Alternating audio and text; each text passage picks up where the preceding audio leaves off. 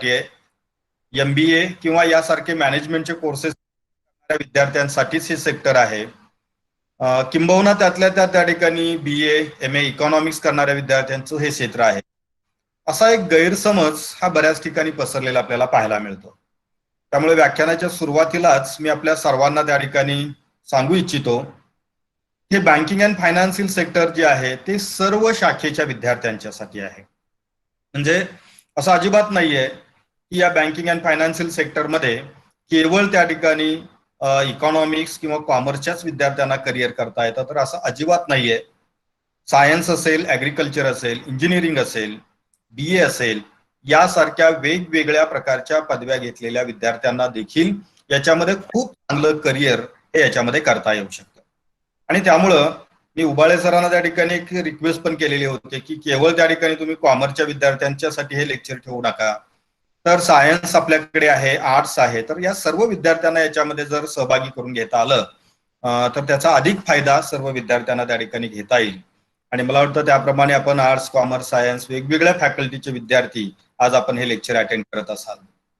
तर आता या सेक्टर बद्दलची आपल्याला परिपूर्ण माहिती घेणं आणि मग त्या ठिकाणी त्याच्यामधली एखादी स्पेसिफिक पोस्ट आपण सिलेक्ट करणं आणि त्या अनुषंगाने सिलेक्शनची प्रक्रिया असेल, अभ्यासक्रम असेल, परीक्षा पद्धती असेल, की यासारख्या ज्या काही वेगवेगळ्या गोष्टी आहेत की त्याची आपण माहिती घेऊन की त्याच्या तयारीला लागणं अत्यंत आवश्यक आहे.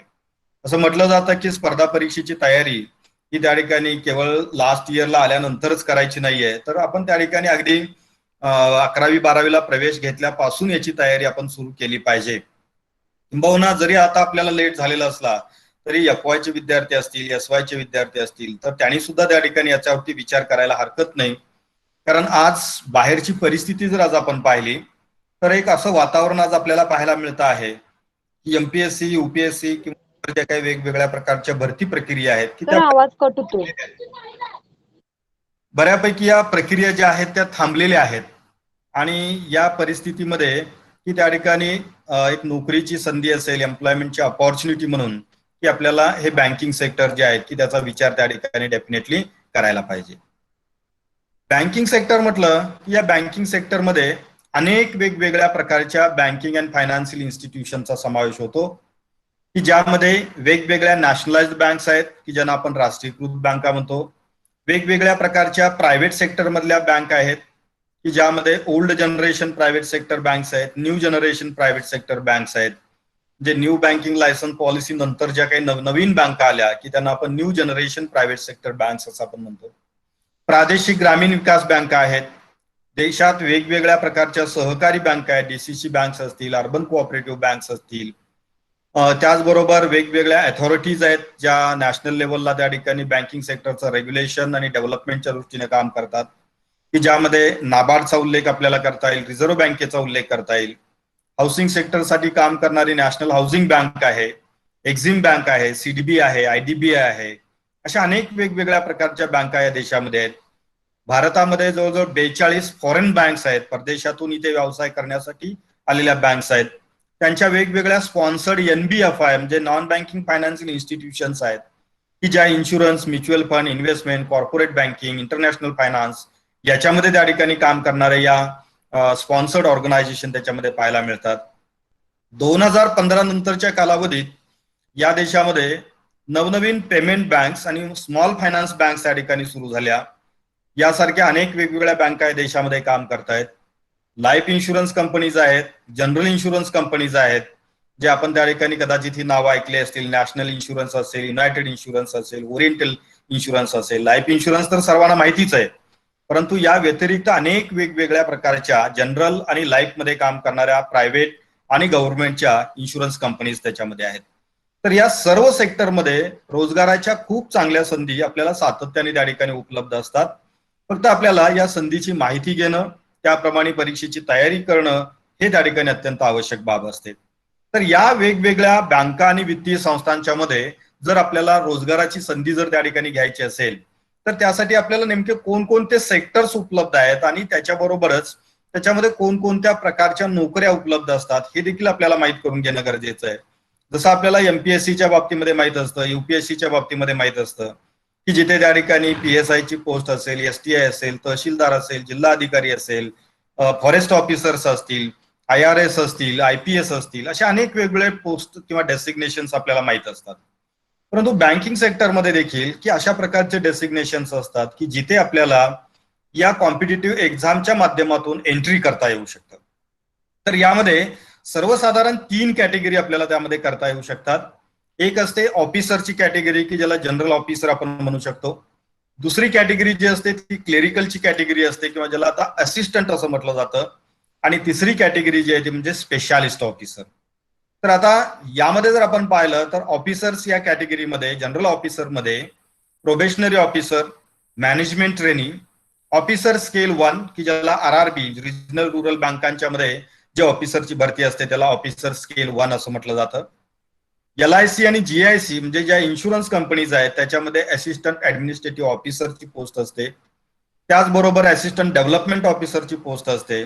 नाबार्ड, RBI आणि सेबी यासारख्या ज्या काही उच्चस्तरीय संस्था आहेत या संस्थांच्या मध्ये ऑफिसरची त्या ठिकाणी रिक्रुटमेंट मोठ्या प्रमाणात होत असते. तर हे सर्वसाधारणपणे कोणत्याही शाखेच्या विद्यार्थ्याला अप्लाय करता येईल आणि ज्या परीक्षा देता येतील अशा प्रकारच्या जनरल कॅटेगरी मधल्या ऑफिसरच्या या पोस्ट असतात. तर दुसरा भाग याच्यामधला जो असतो तो म्हणजे क्लेरिकल किंवा असिस्टंट ग्रेडर. अलीकडे क्लर्क न म्हणता की त्या पोस्टला त्या ठिकाणी असिस्टंट हे नॉमिनिक्लेचर त्या ठिकाणी नव्याने त्या ठिकाणी इंट्रोड्यूस करण्यात आलेलं आहे की ज्यामध्ये IBPS clerk, SBI junior associate generalist, SBI junior agriculture associate, RRB office assistant, LIC आणि GIC assistant, RBI assistant, SEBI assistant, NABARD assistant आणि RBI अटेंडंट या वेगवेगळ्या प्रकारच्या पदांचा समावेश त्याच्यामध्ये होतो की ज्याला आपण क्लेरिकल लेवल किंवा असिस्टंट लेवलची रिक्रुटमेंट असं आपण त्या ठिकाणी म्हणू शकतो. प्रत्येक बँकेनुसार प्रत्येक संस्थेनुसार त्याच्यामध्ये रिक्रुटमेंटची प्रोसेस आणि त्याचा जो काही अभ्यासक्रम आहे त्याच्यामध्ये थोडाफार फरक आपल्याला पाहायला मिळेल. याच्यामध्ये जो त्या ठिकाणी IBPS असा जो उल्लेख त्या ठिकाणी आपल्याला पाहायला मिळतोय ती एक महत्वाची संस्था आहे. या देशामधल्या वेगवेगळ्या बँकांची रिक्रुटमेंटची प्रोसेस राबवणारी ही एक institute for banking personnel selection म्हणजे IBPS आपण त्याला म्हणतो. जशी MPSC UPSC आहे तशी त्या ठिकाणी IBPS ही बँकिंग सेक्टरच्या रिक्रुटमेंटसाठीची ऑर्गनायझेशन आहे. तर यांच्याद्वारे वेगवेगळ्या प्रकारच्या पदांची भरती ही त्या ठिकाणी राबवली जात असते. तिसरी कॅटेगरी जी आहे ती म्हणजे स्पेशालिस्ट ऑफिसर. स्पेशालिस्ट या नावाप्रमाणेच वेगवेगळ्या विषयामध्ये वेगवेगळ्या क्षेत्रामध्ये ज्यांनी स्पेशल डिग्री त्या ठिकाणी मिळवलेल्या आहेत अशा प्रकारच्या कॅन्डिडेट करिता या बँकांच्या मध्ये वेगवेगळ्या प्रकारच्या अपॉर्च्युनिटीज असतात की ज्यामध्ये IT ऑफिसर असेल, लॉ ऑफिसर असेल, मेडिकल ऑफिसर असतील, हिंदी राजभाषा अधिकारी असेल, ऍग्रिकल्चर ऑफिसर असतील, ह्युमन रिसोर्स ऑफिसर MBA किंवा त्यासारख्या जे काही मॅनेजमेंटची डिग्री घेतलेले कॅन्डिडेट्स आहेत की त्यांना बँकेच्या व्यवस्थापनामध्ये वेगवेगळ्या सेक्टरसाठी त्या ठिकाणी अपॉर्च्युनिटी मिळतात. CS म्हणजे चार्टर्ड अकाउंटंट आणि कंपनी सेक्रेटरी क्वालिफाय केलेल्या कॅन्डिडेटसाठी देखील या बँकांच्या मध्ये खूप साऱ्या संधी उपलब्ध असतात. इंजिनियर करिता संधी याच्यामध्ये असते. रिसर्च ऑफिसर करिता संधी असते की जिथे MPhil PhD केलेले कॅन्डिडेट अप्लाय करू शकतात. मार्केटिंग मधून MBA केलेले कॅन्डिडेट देखील मार्केटिंग एक्झिक्युटिव्ह साठी अप्लाय करू शकतात. तर अशा अनेक वेगवेगळ्या प्रकारच्या अपॉर्च्युनिटीज या बँकिंग सेक्टरमध्ये आपल्याला त्या ठिकाणी पाहायला मिळतात. तर सर्वप्रथम मित्र की आपण या बँकिंग सेक्टरमध्ये फक्त क्लर्क आणि मॅनेजर असतो ही जी काही आपली धारणा असते त्याच्या पलीकडे जाऊन या वेगवेगळ्या प्रकारच्या पोस्ट, त्याची एलिजिबिलिटी क्रायटेरिया, त्याच्या परीक्षेचा अभ्यासक्रम, रिक्रुटमेंटची प्रोसेस या ज्या काही बाबी आहेत त्या व्यवस्थितपणे आपण समजून घेऊन की त्याप्रमाणे आपण याची तयारी करणं अत्यंत आवश्यक आहे. अर्थात एका लेक्चरमध्ये या सर्व परीक्षेचा किंवा सर्व पोस्टचा अभ्यासक्रम इथे डिस्कस करणं शक्य नाहीये, परंतु मी तुम्हाला त्या ठिकाणी एक सर्वसाधारण आयडिया येईल की या परीक्षेच्या अनुषंगाने आपण काय करायला पाहिजे. तर त्याची माहिती निश्चितपणे आपल्याला आज या लेक्चरच्या माध्यमातून मिळणार आहे. तर आता या बँकिंग सेक्टर मधल्या जे काही रिक्रुटमेंटचे काही रूल्स असतात, क्रायटेरिया जे असतात तर त्याही आपल्याला समजून घेतल्या पाहिजेत की याच्यामध्ये जर तुम्ही पाहिलं तर एलिजिबिलिटी क्रायटेरियाच्या अंतर्गत जर तुम्ही पाहिलं तर probationary officer, management trainee, assistant आणि क्लर्क या पदासाठी कोणत्याही शाखेचा पदवीधर विद्यार्थी की ज्याची पदवी पूर्ण झालेली आहे. जे सर्वसाधारणपणे या बँकिंग सेक्टरच्या रिक्रुटमेंटमध्ये रूल असा असतो की जेव्हा तुम्ही ऍप्लिकेशन करत असता तेव्हा तुमचं ग्रॅज्युएशन हे पूर्ण झालेलं असलं पाहिजे. फार कमी अशी पदं आहेत की जिथे ऍपियर कॅन्डिडेटला अर्ज करता येतो. इथे बहुतांश पदं अशी असतात की जिथे तुमचं ग्रॅज्युएशन हे पूर्णच झालेलं असलं पाहिजे. जे इथे एनी ग्रॅज्युएट हा जरी क्रायटेरिया असला तरी त्यामध्ये तुमचं डिग्रीचं जे काही सर्टिफिकेट आहे किंवा डिग्रीचं जे काही रिझल्ट आहे तो तुमच्या हातामध्ये असला पाहिजे. मग भले तो बीएचा असेल, बीकॉम असेल, बीएससी असेल, बीबी असेल, बीसी असेल, इंजिनिअरिंगची डिग्री असेल, ऍग्रिकल्चरची असेल, किंबहुना बिहोकची डिग्री असेल, तर या कोणत्याही शाखेचा पदवीधर विद्यार्थी या पदांच्या करिता अर्ज करू शकतो.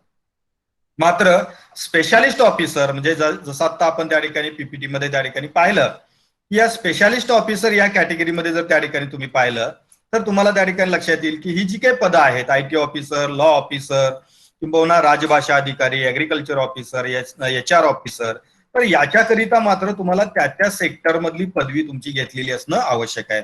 मग आयटी मधून असेल, इंजिनिअरिंग असेल, LLB असेल, MBA असेल, चार्टर्ड अकाउंटंट असाल, तर त्या पदानुसार तुम्हाला त्या ठिकाणी ती रिक्वायरमेंट पूर्ण केलेली असणं गरजेचं आहे.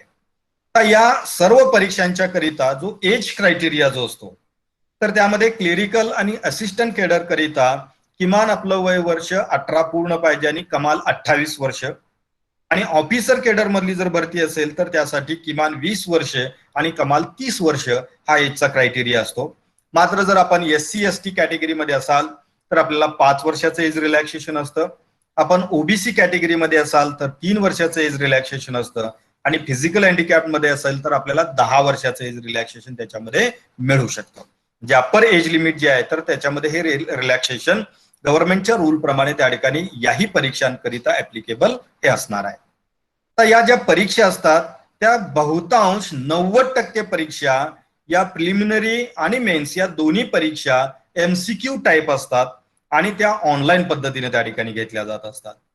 त्याचबरोबर या परीक्षेचं जे माध्यम आहे हे जर तुम्ही पाहिलं तर PO म्हणजे प्रोबेशनरी ऑफिसर, SO म्हणजे स्पेशालिस्ट ऑफिसर, क्लर्क, असिस्टंट या ज्या परीक्षा असतात याच्यासाठी फक्त 2च भाषेतून परीक्षा देता येते, हिंदी आणि इंग्लिश.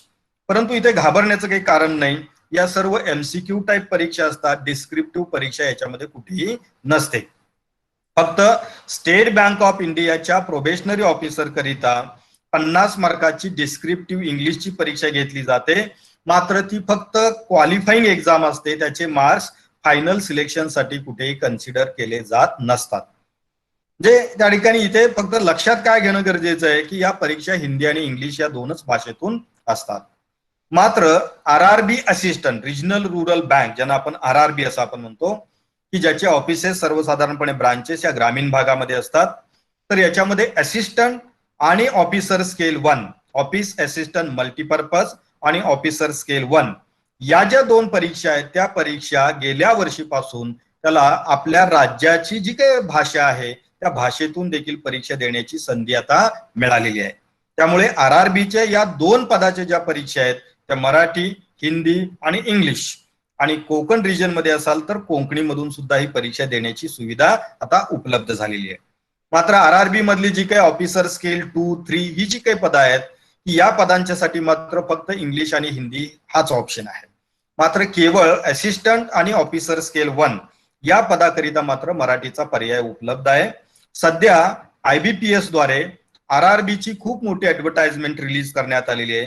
10,400 पदांची भरती देशभरातल्या वेगवेगळ्या प्रादेशिक ग्रामीण बँकांच्या मध्ये केली जाणार आहे आणि त्याची अंतिम मुदत 28 जून ही ठेवण्यात आलेली आहे. तर यामध्ये ऑफिस असिस्टंट मल्टीपर्पज आणि ऑफिसर स्केल 1 या देखील पदांचा समावेश त्याच्यामध्ये तुम्हाला पाहायला मिळेल. आपण जर IBPSच्या वेबसाईटवरती गेलात www.ibps.in www.ibps.in या वेबसाईट वरती गेला तर RRB या टॅबच्या अंतर्गत आपल्याला या पदाची डिटेल ऍडव्हर्टाइजमेंट ही आपल्याला त्या ठिकाणी पाहायला मिळेल की जी परीक्षा तुम्हाला मराठी, हिंदी आणि इंग्लिश मधून देखील आता देता येणार आहे. तर आपण जरूर त्या ठिकाणी आपले जर पोस्ट ग्रॅज्युएशनचे विद्यार्थी या लेक्चरला जॉईन झालेले असतील तर मी तुम्हाला सर्वांना आवाहन करेन की जरूर आपण त्या ठिकाणी ही जी काही परीक्षा आहे की या परीक्षेसाठी अप्लाय करा. तुम्ही यासाठी एलिजिबल आहात, कारण RRB असिस्टंट आणि RRB ऑफिसर स्केल 1 यासाठी कोणत्याही शाखेचा पदवीधर विद्यार्थी अर्ज करू शकतो. आणि आता जर MA MCOM MSc चे काही विद्यार्थी इथे जॉईन असतील तर जरूर आपण त्या ठिकाणी यासाठी अर्ज करा. त्याची अंतिम मुदत अर्ज करण्याची जी आहे ती 28 जून ही निर्धारित करून देण्यात आलेली आहे. तर या ज्या सगळ्या भरती परीक्षा असतात या भरती परीक्षेमध्ये की साधारणपणे प्रिलिमिनरी एक्झाम जी असते ती 100 मार्काची असते आणि मेन्स एक्झाम जी असते ती पदानुसार, काही परीक्षा 180 मार्काच्या असतात, काही 200 मार्काच्या असतात, काही 250 मार्कांच्या असतात. म्हणजे ती कोणत्या पदासाठीची भरती परीक्षा आहे यावरती अवलंबून असेल. त्याचा आपण तपशील पुढे पाहणार आहोत. या परीक्षेच्या बाबतीमध्ये आणखीन एक महत्वाचा भाग मी आपल्याला सांगेन की सर्व प्रकारच्या बँकिंग रिक्रुटमेंटच्या एक्झाम मध्ये नेगेटिव्ह मार्किंग असतं. म्हणजे जर आपण एखाद्या प्रश्नाचं चुकीचं उत्तर दिलं तर 0.25 मार्क हे लेस होतात आणि एक प्रश्नाचं उत्तर जर आपण बरोबर दिलं तर आपल्याला 1 मार्क मिळतो. म्हणजे बरोबर उत्तर दिलं असता 1 मार्क मिळेल आणि चुकीचं उत्तर दिलं असता 0.25 मार्क लेस होतील. म्हणजे जर 4 उत्तरं जर आपण चुकीची दिली तर मिळालेल्या मार्कांच्या मधील 1 मार्क आपला लेस होणार आहे. तर त्यामुळे या ठिकाणी गांभीर्यानं त्या ठिकाणी परीक्षा देणं अत्यंत आवश्यक आहे. एक्झॅक्ट उत्तर ज्याची येतात तेच प्रश्न आपण सोडवणं आवश्यक असतं. त्याचबरोबर सिलेबस जर आपण पाहिला तर इन जनरल याच्यामध्ये प्रिलिमिनरी एक्झामसाठी 3 विषय असतात. क्वांटिटेटिव्ह ऍप्टिट्यूड किंवा काही परीक्षेच्या बाबतीमध्ये त्याला न्यूमरिकल एबिलिटी असं म्हटलं जातं, रिझनिंग आणि इंग्लिश. हे त्या ठिकाणी 3 विषय प्रिलिमिनरी एक्झामसाठी असतात आणि मेन्स एक्झाम करिता 5 विषय असतात. म्हणजे क्वांटिटेटिव्ह ऍप्टिट्यूड, रिझनिंग, इंग्लिश हे तर 3 विषय असतातच, परंतु addition to that GK related to banking, finance and general awareness हा 1 विषय असतो आणि कम्प्युटर अवेअरनेस हा 5वा विषय असतो. म्हणजे असे एकूण 5 विषय असतील. काही परीक्षांमध्ये जीके आणि कम्प्युटर क्लबिंग केलेलं असतं, काही परीक्षांच्या मध्ये रिझनिंग आणि कम्प्युटर हा विषय क्लबिंग केलेला असतो, परंतु हे 5 घटक मेन्स एक्झामला असतातच असतात. फक्त स्पेशालिस्ट ऑफिसरची जर तुम्ही परीक्षा देत असाल तर तिथे मात्र या विषयांच्या जोडीला एक प्रोफेशनल नॉलेज नावाचा एक विषय असतो की ज्यामध्ये तुम्हाला आयटीची परीक्षा देत असाल तर आयटीचा विषय असतो, तुम्ही लॉ ऑफिसरची परीक्षा देत असाल तर लॉशी रिलेटेड एक विषय असेल, तुम्ही HR ऑफिसरची परीक्षा देत असाल तर ह्युमन रिसोर्स मॅनेजमेंटचा एक विषय त्याच्यामध्ये असेल. म्हणजे हा फक्त बदल स्पेशालिस्ट ऑफिसरच्या बाबतीमध्ये असेल. PO, clerk, assistant, officer scale 1 याकरिता मात्र हे 5च विषय असतात आणि त्याचं काही ठिकाणी क्लबिंग असतं तर काही ठिकाणी सेपरेट विषय असतात. त्याची काही एक्झाम्पल्स मी तुम्हाला पुढे दाखवणार आहे की ज्याच्यावरून तुम्हाला कोणत्या परीक्षेसाठी हे विषय किती आणि कसे असतात, किती मार्कांसाठी असतात हेही तुम्हाला त्या ठिकाणी लक्षात येऊ शकेल. तर ही एक इन जनरल प्रोसेस आहे. रिक्रुटमेंटच्या संदर्भातले हे काही बेसिक रूल्स आहेत. इथे कुठेही तुम्हाला अनुभवाची अट नसते. मात्र या बँकिंग सेक्टरमध्ये हे एंट्री लेवलच्या सगळ्या पोस्ट आहेत. ऑफिसर स्केल 1 असेल, पीओ असेल, मॅनेजमेंट ट्रेनी असेल, क्लर्क असेल, असिस्टंट असेल. मात्र स्केल 2, स्केल 3 या ज्या हायर रँकच्या ज्या पोस्ट आहेत तिथे मात्र एक्सपिरियन्सची अट असते. मात्र तुम्ही ज्या परीक्षेला बसणार आहात तिथे कुठेही अनुभवाची अट घातलेली नसते. म्हणजे फ्रेशर्स यासाठी अप्लाय करू शकतील. आता या परीक्षेची जी रिक्रुटमेंटची मेथड जी आहे ती जर आपण पाहिली तर सर्वसाधारण कशी असते, तर यामध्ये प्रिलिमिनरी एक्झाम जी असते या प्रिलिमिनरी एक्झाम मधून एकास 10 प्रमाणे कॅन्डिडेट शॉर्टलिस्ट केले जातात, त्यांना मेन्स एक्झाम देता येते. म्हणजे जर ओपन कॅटेगरीसाठी 1 पोस्ट भरली जाणार असेल तर बसलेल्या सर्व विद्यार्थ्यांच्या मधून ही एका पोस्टला 10 याप्रमाणे 10 कॅन्डिडेट टॉप मेरिटचे शॉर्टलिस्ट केले जातील आणि त्यांना मेन्स एक्झाम देता येईल. जे मेन्स एक्झामला बसतील की त्याच्यामधून एकास 5 किंवा काही परीक्षांच्या बाबतीमध्ये एकास 4 याप्रमाणे कॅन्डिडेट इंटरव्ह्यू करिता शॉर्टलिस्ट केले जातील की ज्यांना इंटरव्ह्यू देता येईल. मात्र इथे एक गोष्ट लक्षात घ्या, क्लेरिकल आणि असिस्टंट केडरसाठी इंटरव्ह्यू नसतो. फक्त ऑफिसर करिताच इंटरव्ह्यू आणि ग्रुप डिस्कशन यासारखे घटक असतात. म्हणजे ऑफिसर जर आपल्याला व्हायचं असेल तर आपल्याला प्रिलिमिनरी एक्झाम मधून क्वालिफाय व्हायला लागेल, मेन्स एक्झाम मधून शॉर्टलिस्ट व्हायला लागेल आणि मग आपल्याला इंटरव्ह्यू मध्ये आपण त्या ठिकाणी इंटरव्ह्यू देऊ शकतो. मात्र क्लेरिकल आणि असिस्टंटची पोस्ट असेल तर तिथे प्री दिली की तुम्ही मेन्स देऊ शकणार, मेन्स मध्ये टॉप स्कोर केला की तुम्ही त्या ठिकाणी सिलेक्ट झाला, कारण तिथे त्या ठिकाणी इंटरव्ह्यू नसतो. म्हणजे केवळ त्या ठिकाणी मेन्स एक्झामच्या मार्क्स वरती तुमचं फायनल सिलेक्शन हे होणार आहे क्लेरिकल आणि असिस्टंट या केडरसाठी. ऑफिसर व्हायचं असेल तर मग मात्र तुम्हाला इंटरव्ह्यू द्यायला लागतो आणि त्याचं सर्वसाधारणपणे वेटेज असं असतं, मेन्स एक्झामचे जे 200 मार्क आहे त्याचं 80% कन्व्हर्जन केलं जातं. इंटरव्ह्यू आणि ग्रुप डिस्कशन 100 मार्काचं असतं, त्याचं 20% कन्व्हर्जन केलं जातं. आणि असा कट ऑफ त्या ठिकाणी स्कोर हा लावला जातो आणि मग तुमचं ऑफिसर करिता फायनल सिलेक्शन हे गृहीत धरलं जातं. तिथे पण त्या ठिकाणी कट ऑफ प्रमाणे किमान मार्क्स तुम्हाला मिळवणं आवश्यक असतं. तर या पद्धतीनं सर्वसाधारणपणे ही रिक्रुटमेंटची प्रोसेस असते. त्याच्यात दोनच प्रकार लक्षात घ्या, एक ऑफिसर केडर आणि दुसरा असिस्टंट केडर. पदाची नावं वेगवेगळी असतील परंतु सिलेक्शन प्रोसेस या दोनच पद्धतीने त्या ठिकाणी तुम्हाला पाहायला मिळतील. ऑफिसर 2 आणि ऑफिसर स्केल 3 करिता प्रिलिमिनरी एक्झाम आणि मेन्स एक्झाम असा फरक नसतो. त्यामध्ये डायरेक्ट मेन्स एक्झाम आणि इंटरव्ह्यू असतो. मात्र तुम्ही जे विद्यार्थी आहेत की ते तुम्ही त्यासाठी पात्र नसता, त्यामुळे त्यावरती फारसं काही मी बोलणार नाही. फ्रेशर करिता जी रिक्वायरमेंटची रिक्रुटमेंटची जी प्रोसेस आहे त्याच्यावरतीच आपण त्या ठिकाणी फोकस करणं आज गरजेचं आहे. तर ही सर्वसाधारणपणे इन जनरल रिक्रुटमेंटची प्रोसेस असते. आता आपण पाहूया की साधारणपणे क्लेरिकल आणि असिस्टंट लेवलची जे एक्झाम असते त्या एक्झामचा अभ्यासक्रम आणि त्यामध्ये नेमके कंटेंट कोणते असतात. तर आता प्रिलिमिनरी एक्झाम जर तुम्ही पाहिली तर या प्रिलिमिनरी एक्झाम मध्ये English language, numerical ability, reasoning ability हे 3 विषय आहेत. त्यासाठी मार्क्स जर तुम्ही पाहिले तर 30, 35, 35 अशी 100 मार्काची परीक्षा असेल. त्यासाठी 1 तासाचा कालावधी असतो. ही ऑनलाईन MCQ टाईप परीक्षा असते. मात्र या परीक्षेमध्ये तिन्ही विषयामध्ये तुम्ही क्वालिफाय होणं, उत्तीर्ण होणं आवश्यक असतं. फॉर एक्झाम्पल इंग्लिश लँग्वेजचा कट ऑफ 30 पैकी जर समजा 15 लागला तर किमान तुम्हाला 15 गुण मिळाले पाहिजेत. न्यूमरिकल ॲबिलिटीचा कट ऑफ 20 लागला तर 20 तुम्हाला मार्क मिळाले पाहिजेत.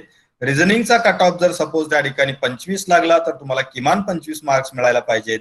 जे असे जर त्या ठिकाणी कट ऑफ तुम्ही उत्तीर्ण केले तर तुम्ही मेन्स परीक्षेसाठी एलिजिबल होता.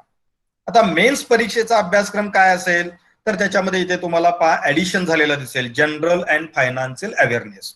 म्हणजे याच्यामध्ये banking, monetary policy, RBI, financial investment असे अनेक वेगवेगळे कंटेंट त्याच्यामध्ये असतात. GK related to banking finance असं आपण त्याला म्हणू शकतो. आणि इन जनरल अवेअरनेस तर याच्यासाठी 50 मार्क्स असतील.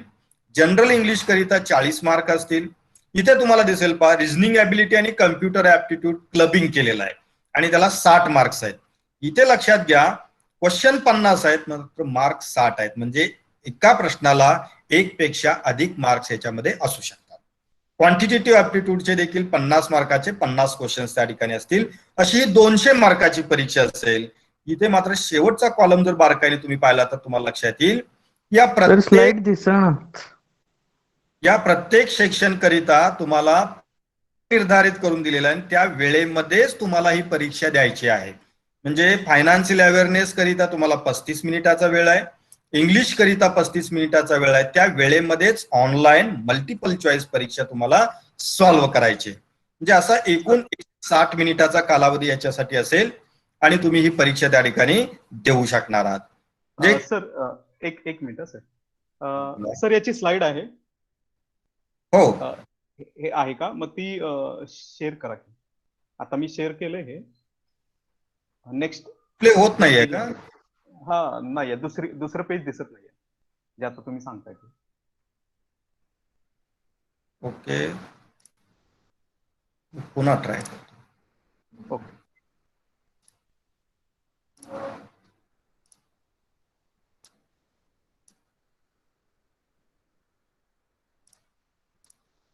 आता डिस्प्ले होते सर? हा होते. ओके.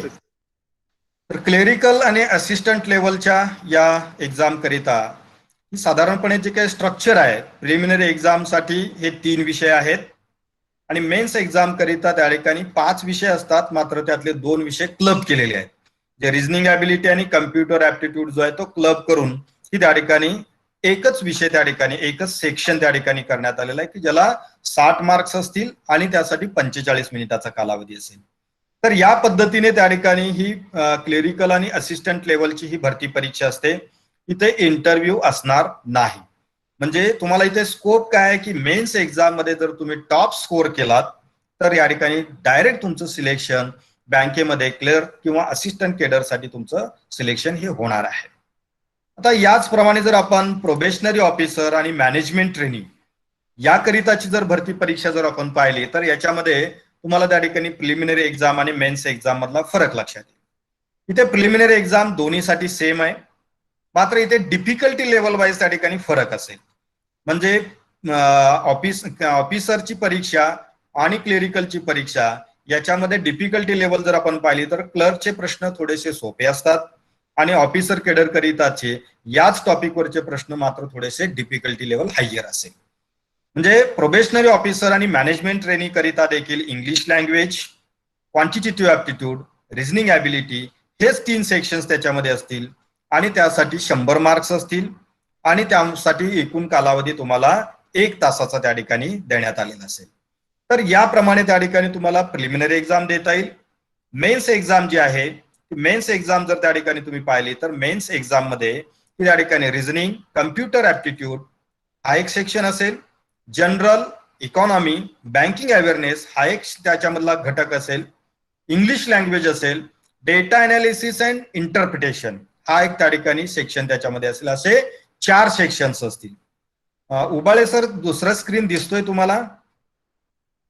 हा दिसतोय सर. आता हे जे क्लिरिकल आणि असिस्टंट लेवल एक्झामिनेशन आहे ते दिसतंय. ओके, बहुतेक काहीतरी प्रॉब्लेम होता. मी आता तुम्हाला प्रोबेशनरी ऑफिसरचं डिस्प्ले करतोय. ओके, चालते करा.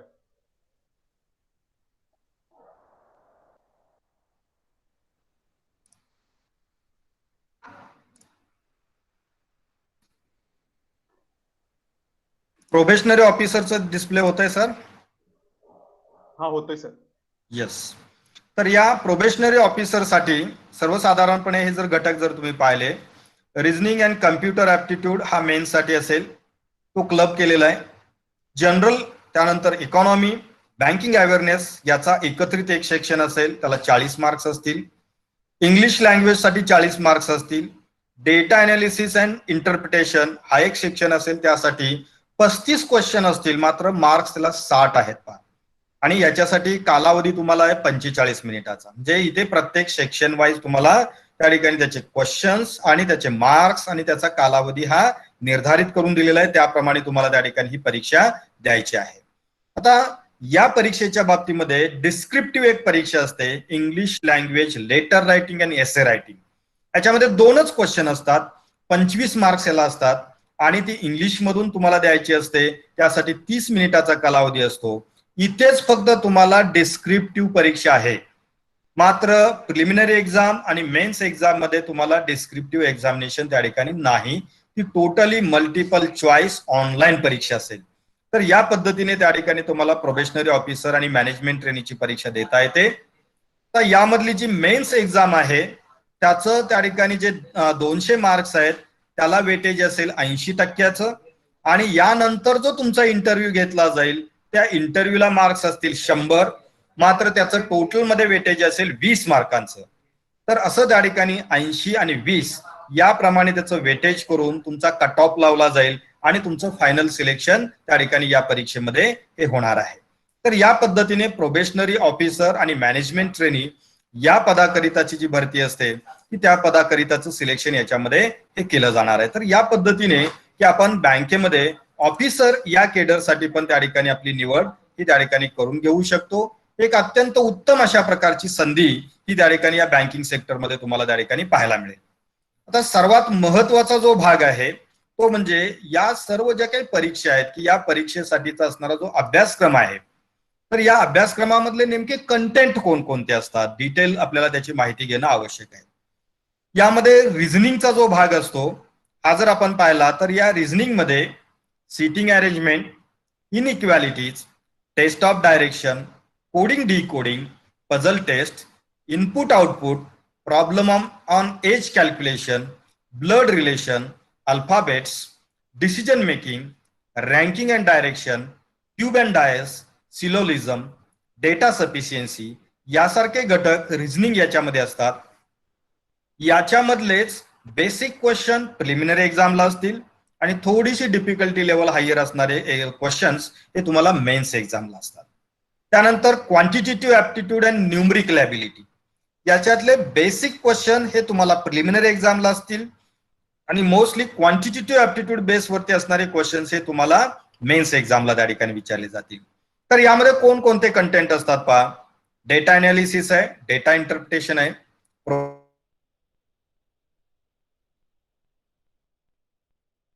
नंबर सिरीज आहेत, अप्रॉक्सिमेशन आहे, प्रॉफिट अँड लॉस आहे, टाइम अँड वर्क आहे, रेशो अनालिसिस आहे, एव्हरेजिंग आहे, पार्टनरशिप आणि रिलेटेड कॅल्क्युलेशन्स असतील, simple and compound interest rate calculation असेल, यासारखे अनेक वेगवेगळे घटक की जे न्यूमरिकल ॲबिलिटी आणि क्वांटिटेटिव्ह ॲप्टिट्यूडशी रिलेटेड आहेत, तर ते त्या ठिकाणी तुम्हाला प्रिलिमिनरी एक्झाम आणि मेन्स एक्झाम या दोन्ही एक्झामसाठी त्या ठिकाणी असणार आहेत. हे अत्यंत महत्वाचे दोन विषय आहेत. असं म्हटलं जातं की बँकिंगच्या किंवा फायनान्स सेक्टरच्या एक्झाम मध्ये जर आपल्याला क्वालिफाय व्हायचं असेल तर या दोन विषयावरती अधिक फोकस करण्याची आवश्यकता असते. जे विद्यार्थी, जे कॅन्डिडेट या दोन विषयामध्ये नैपुण्य मिळवतात, स्किल चांगलं त्या ठिकाणी अचीव्ह करतात, टेक्निक्स चांगले मिळवतात, तर असे विद्यार्थी निश्चितपणे बँकिंग परीक्षेमध्ये क्वालिफाय हे होऊ शकतात. आणि म्हणून त्यासाठी हे दोन जे घटक आहेत ते अत्यंत महत्वाचे असल्याचे आपल्याला त्या ठिकाणी दिसून येईल. तर या दोन घटकांच्या बरोबरच आणखीन एक त्या ठिकाणी महत्वाचा जो भाग असतो तो म्हणजे त्या ठिकाणी आपल्याला इंग्लिश लँग्वेज, त्याचबरोबर कम्प्युटर अवेअरनेस आणि जनरल अवेअरनेस यासारखे जे काही घटक आहेत ते देखील तेवढेच महत्वाचे असतात. कारण शेवटी या परीक्षेमध्ये सिलेक्शनसाठी मार्क्स जे आहेत ते त्या ठिकाणी तेवढेच आहेत. मात्र डिफिकल्टी वाईज जर आपण पाहिलं तर त्या ठिकाणी क्वांटिटेटिव्ह ॲप्टिट्यूड आणि रिझनिंग हे थोडेसे अवघड विषय असतात. परंतु त्याची तयारी जर आपण साधारणपणे 6 महिने व्यवस्थित तयारी केली तर खूप चांगल्या पद्धतीने आपल्याला मार्क्स त्याच्यामध्ये मिळू शकतात. आता यामधला इंग्लिश लँग्वेजचा जो भाग आहे तो जर तुम्ही पाहिला तर तुम्ही आतापर्यंत शिकलेल्या भागापेक्षा फार काही वेगळं याच्यामध्ये नाहीये. मात्र या रिक्रुटमेंटच्या प्रोसेसच्या अनुषंगानं त्याचं जो कंटेंट जे आहे ते आपल्याला समजून घ्यावे लागतात. त्याच्यामध्ये spotting the errors, reading comprehension, jumble sentences, sentence rearrangement, cloze test, filling the blanks, sentence improvement यासारखे लँग्वेज, ग्रामर याच्याशी रिलेटेड असणारे जे काही घटक आहेत ते इंग्लिश लँग्वेजच्या सेक्शनमध्ये असतात. याच्यामध्ये मित्र की आपली वोकॅब्युलरी जी आहे बँकिंग फायनान्सच्या दृष्टीने ती खूप रिच करणं आवश्यक आहे.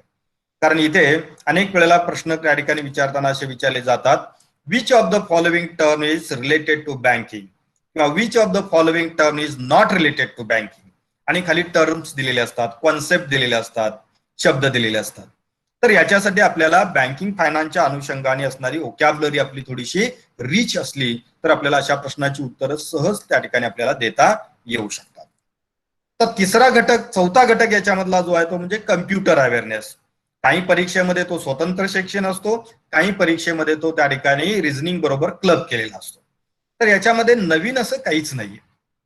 बहुतांश विद्यार्थ्यांनी MSCIT किंवा तत्सम कम्प्युटरच्या परीक्षेमध्ये जे घटक शिकलेले आहेत त्यामध्ये hardware, software, database, operating system, virus, antivirus, त्याचबरोबर वर्ड, एक्सेल, पॉवर पॉइंट असेल, विंडोज असेल, हॅकिंग, स्कीमिंग, क्लोनिंग असेल, ID पासवर्ड असेल, नवनवीन मोबाईल बँकिंग ऍप्स असतील, मोबाईलचे ऍप्स असतील, 2G, 3G, 4G, 5G यासारख्या सिस्टम्स असतील, कोर बँकिंग सोल्युशन असेल, यासारखे घटक जे आहेत की याच्यावरती प्रश्न इथे विचारले जात असतात आणि सगळे प्रश्न हे MCQ टाईप असतात.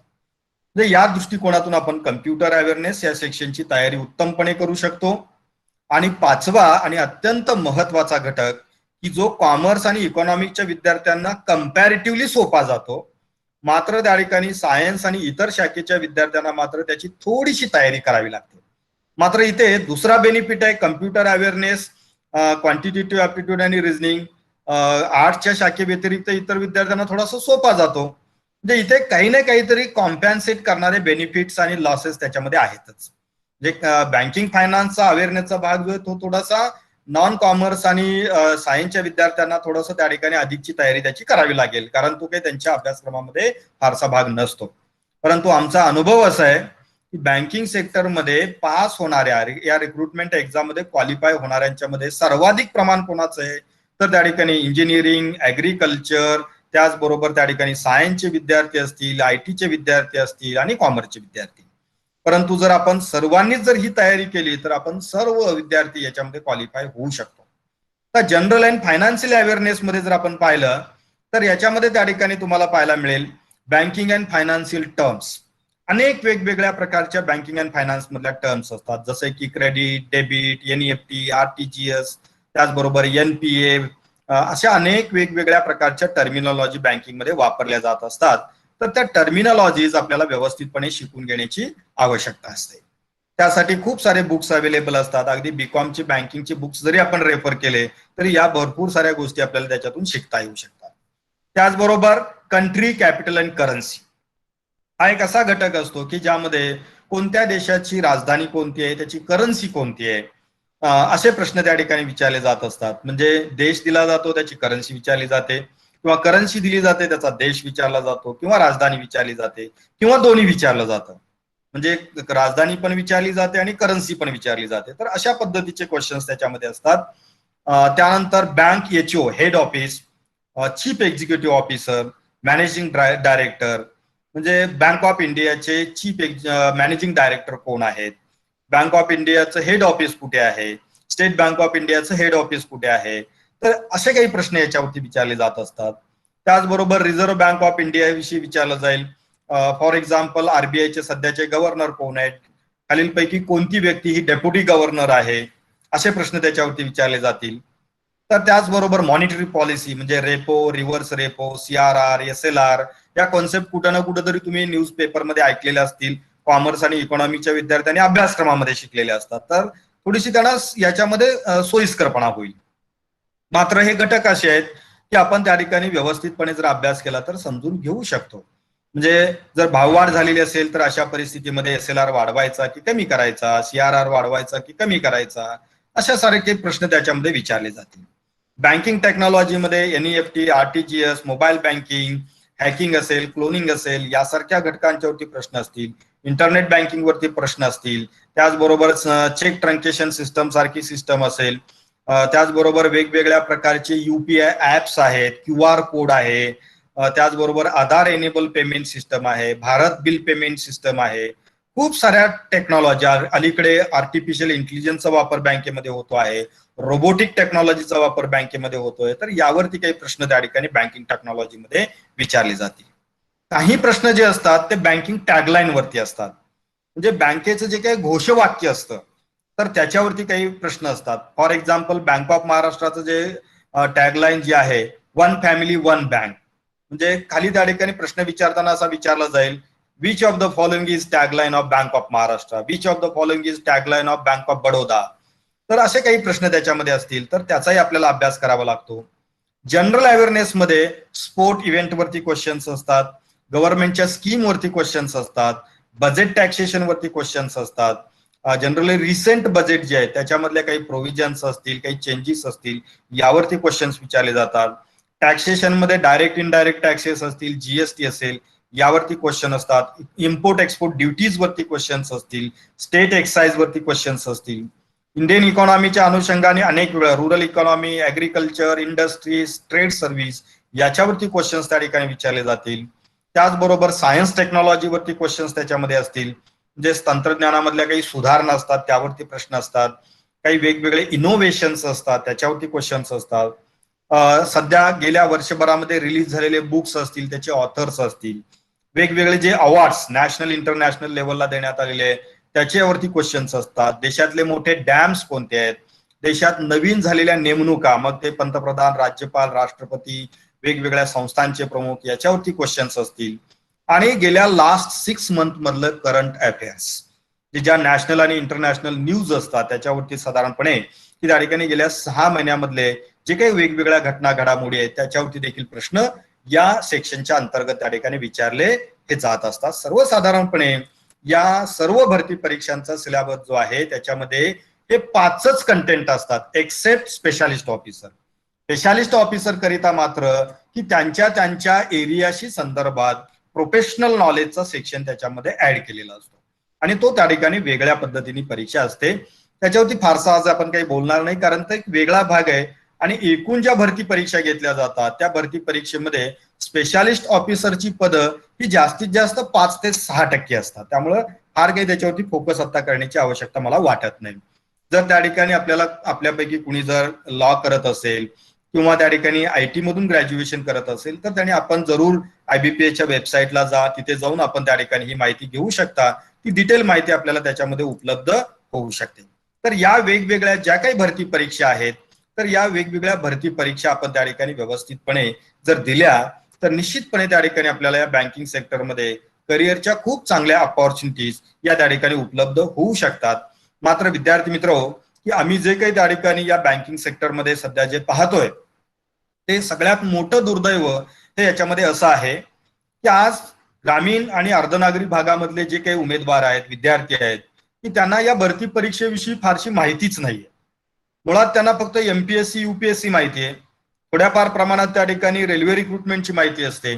मात्र त्या ठिकाणी या आयबीपीएस किंवा बँकिंग सेक्टर मधल्या, फायनान्स सेक्टर मधल्या ज्या काही रिक्रुटमेंट आहेत की याच्याविषयीची फारशी काही माहिती त्या विद्यार्थ्यांच्या पर्यंत पोहोचलेली नसते आणि त्यामुळे हे विद्यार्थी तिकडे अप्लायच करत नाहीत. मी आता सध्याचं उदाहरण देईल की 2च दिवसापूर्वी आयबीपीएस म्हणजेच institute for banking personnel selection ही जी या देशातल्या सर्व बँकांच्यासाठी भरती परीक्षा राबवणारी जी संस्था आहे, या संस्थेने रिजनल रूरल बँक म्हणजे प्रादेशिक ग्रामीण बँका, ज्याला आपण ग्रामीण बँक असं आपण म्हणतो, तर या ग्रामीण बँकांच्या मधल्या वेगवेगळ्या पदाच्या भरतीची 10,400 पदांच्या भरतीची जाहिरात ही प्रसिद्ध केलेली आहे. मात्र खूप कमी विद्यार्थी इथे माझ्या माहितीप्रमाणे असतील की ज्यांना या भरतीच्या जाहिरातीबद्दल माहिती आहे.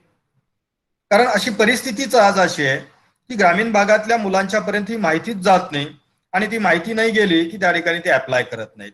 आणि म्हणून दुर्दैवानं विद्यार्थी मित्र हो की तुम्ही ऑब्झर्व करा, म्हणजे तुमच्या लक्षात येईल. मी त्या ठिकाणी याचा काही फारसा दावा नाही करत, परंतु तुम्ही ऑब्झर्वेशन केलं तर तुमच्या लक्षात येईल. आज जर तुम्ही कुठल्याही राष्ट्रीयकृत बँकेत गेला तर तिथे एक तुम्हाला चित्र दिसतं की तिथे एक 10-15 एम्प्लॉई काम करतायत, 5 एम्प्लॉई किंवा 6 एम्प्लॉई काम करतायत. तुम्ही जर त्या 10 एम्प्लॉई मधले जर महाराष्ट्रीयन किती आहेत जर तुम्ही विचारलं तर याचं उत्तर फार त्या ठिकाणी निराशाजनक आहे. म्हणजे त्या 10 एम्प्लॉई मध्ये की तुम्हाला 3 किंवा 2च एम्प्लॉई हे महाराष्ट्रीयन दिसतील. याचं कारण काय माहितीये? तर महाराष्ट्रातील युवक या भरती परीक्षेकडे येतच नाही. त्या 10 मधले पण जे 2-3 एम्प्लॉई तुम्हाला दिसतील महाराष्ट्रीयन, ते कदाचित त्या ठिकाणी मॅनेजर किंवा मॅनेजरल केडरचे दिसणार नाही. कदाचित त्या ठिकाणी ते अटेंडंट, शिपाई किंवा क्लर्क या केडरमध्ये जास्त दिसतील. त्याचं कारण काय माहितीये? जे आपल्याकडे याचा अवेअरनेस नाही. मित्र की या सेक्टरमध्ये खूप चांगला पगार मिळतो, खूप चांगल्या फॅसिलिटी उपलब्ध असतात आणि सर्वात महत्वाचं म्हणजे आपल्या आजूबाजूच्या परिसरातील शेतकरी, लघु उद्योजक, व्यावसायिक, व्यापारी, त्याचबरोबर जे काही त्या ठिकाणी या बँकिंगच्या प्रवाहाच्या बाहेर आहेत, विकासाच्या प्रवाहाच्या बाहेर आहेत, अशा लोकांना बँकिंग अँड फायनान्सच्या सुविधा देण्याची ही एक सोशल सर्व्हिस म्हणून पण उत्तम अपॉर्च्युनिटी असते आणि ती आपण त्या ठिकाणी घेतली पाहिजे. आणि जेवढी जाण की त्या बँकेमधला मॅनेजर जर कोल्हापुरातला असेल तर त्याला जेवढी जाण कोल्हापुरातल्या उद्योग व्यवसायाची आणि कोल्हापुरातल्या लोकांच्या आर्थिक समस्येची असेल, तेवढी जाण मला नाही वाटत की बाहेरच्या राज्यातून आलेल्या मॅनेजरची किंवा ऑफिसरची असेल. पण दुर्दैव आज काय आहे की या बँकांच्या मध्ये इतर राज्यातून आलेले की ज्याला कोल्हापूर माहित नाही, कोल्हापूरचा परिसर माहित नाही, कोल्हापूरची इकॉनॉमी माहित नाही, असे लोक त्या ठिकाणी कदाचित आहेत. मग ते समजून घ्यायचा प्रयत्न करतात आणि जेवढा त्यांना परिसर समजला त्या पद्धतीने ते कस्टमरला ट्रीट करत असतात. Hello hello sir. हा बोला.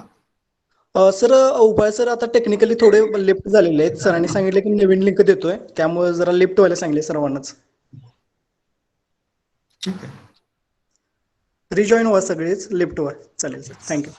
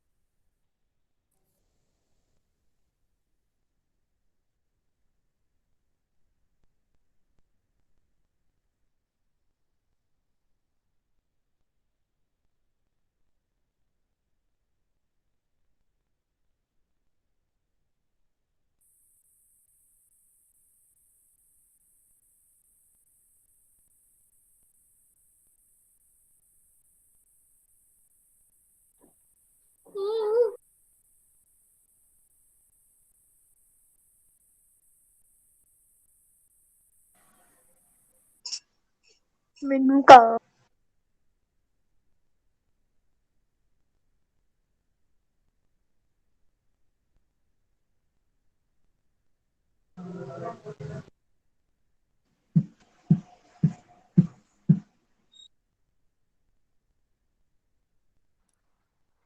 करायचं सुरू सर?